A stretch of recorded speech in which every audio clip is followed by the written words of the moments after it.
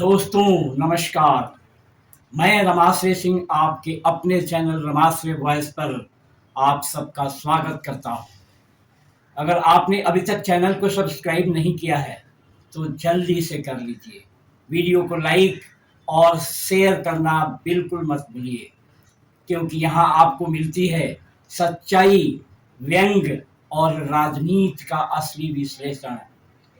दोस्तों, सालों पहले एक फिल्म आई थी शोले, और उसमें डायलॉग था, गब्बर को पकड़ना मुश्किल ही नहीं नामुमकिन नामुमकिन है। है। लेकिन आज के दौर में अगर ये डायलॉग किसी एक नेता पर पूरी तरह फिट बैठता है तो वो है नीतीश कुमार। नीतीश कुमार को समझना मुश्किल ही नहीं, नामुमकिन है। नीतीश कुमार राजनीति के पहेली पुरुष।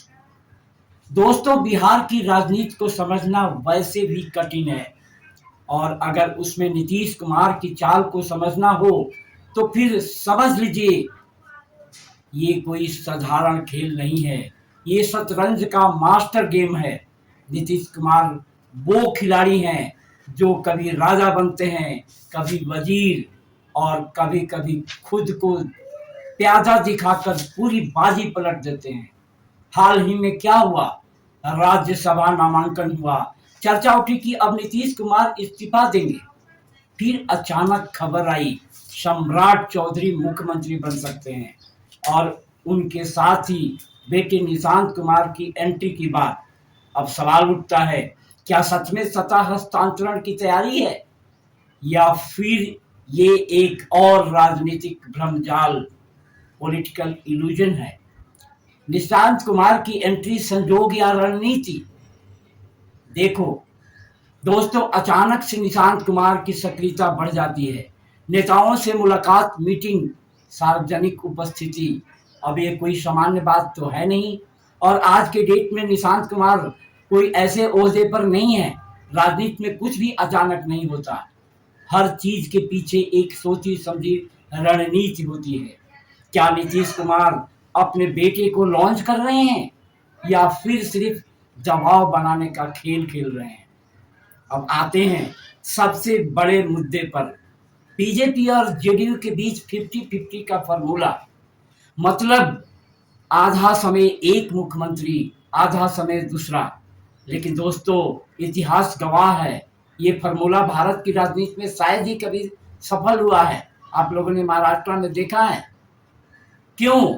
क्योंकि सत्ता में साझेदारी नहीं, सत्ता में कंट्रोल चलता है, और जहां कंट्रोल की लड़ाई होती है वहां टकराव तय है। इतिहास क्या कहता है? अगर हम बिहार की राजनीति का इतिहास देखें, नीतीश कुमार कई बार पाला बदल चुके हैं, कभी बीजेपी के साथ, कभी आरजेडी के साथ, लेकिन हर बार वे केंद्र में रहे। इसका मतलब क्या है? वो सिर्फ सरकार नहीं बनाते, वो सत्ता का संतुलन, पावर बैलेंस तय करते हैं। अब बात करते हैं एक और अहम पहलू की, इफ्तार पार्टी में शामिल होना।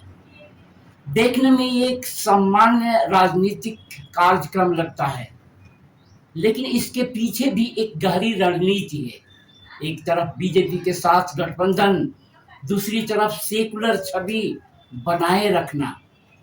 आपने देखा होगा इन सालों में, बीते दिनों में नीतीश कुमार की छवि बीजेपी ने एज ए सेकुलर खराब की है। हर वर्ग को संदेश देना, क्या है असली गेम प्लान? दोस्तों, अब सबसे बड़ा सवाल, नीतीश कुमार क्या चाहते हैं? संभावनाएं कई है। बीजेपी पर दबाव बनाना, अपनी पार्टी को मजबूत करना, बेटे के लिए जमीन तैयार करना, किंग मेकर बने रहना, और हो सकता है ये चारों एक साथ चल रहे हों। कई लोग कहते हैं नीतीश कुमार बिहार के चाणक्य हैं। क्यों? क्योंकि वो समय के हिसाब से फैसले लेते हैं, वो कभी पूरी तरह खुलकर नहीं खोलते, और सबसे बड़ी बात, वो हमेशा एक कदम आगे सोचते हैं। बीजेपी के लिए चुनौती, और बीजेपी के लिए सबसे बड़ी चुनौती क्या है? भरोसा। क्योंकि इतिहास बताता है कि नीतीश कुमार कब किसके साथ होंगे यह कोई नहीं जानता, और यही उनकी सबसे बड़ी ताकत है। दोस्तों, कभी कभी लगता है कि ये राजनीति नहीं, एक स्क्रिप्टेड ड्रामा है, जहां किरदार बदलते हैं, संवाद बदलते हैं, लेकिन निर्देशक वही रहता है, और वो निर्देशक हैं नीतीश कुमार। तो दोस्तों, पूरे घटनाक्रम को अगर एक लाइन में समझें, नीतीश कुमार अभी भी बिहार की राजनीति के सबसे बड़े खिलाड़ी हैं। वो खेल भी रहे हैं, नियम भी बदल रहे हैं, और बाकी खिलाड़ियों को उलझा के भी रख रहे हैं, और इसलिए उन्हें समझना मुश्किल ही नहीं, नामुमकिन है। बहुत साल पहले लालू प्रसाद यादव ने पार्लियामेंट में कहा था कि मेरे छोटे भाई नीतीश के पेट में दांत हैं। दोस्तों, तो अगर आपको ये विश्लेषण पसंद आया हो तो वीडियो को लाइक जरूर करें, अपने दोस्तों के साथ शेयर करें, और चैनल रमाश्रय वॉइस को सब्सक्राइब करना बिल्कुल मत भूलिए। कमेंट में जरूर बताइए आप क्या सोचते हैं, क्या नीतीश कुमार अभी भी सबसे बड़े खिलाड़ी हैं? तो धन्यवाद दोस्तों, मिलते हैं अगले वीडियो में एक और सच्चाई और व्यंग के साथ। तो आज के लिए इतना ही।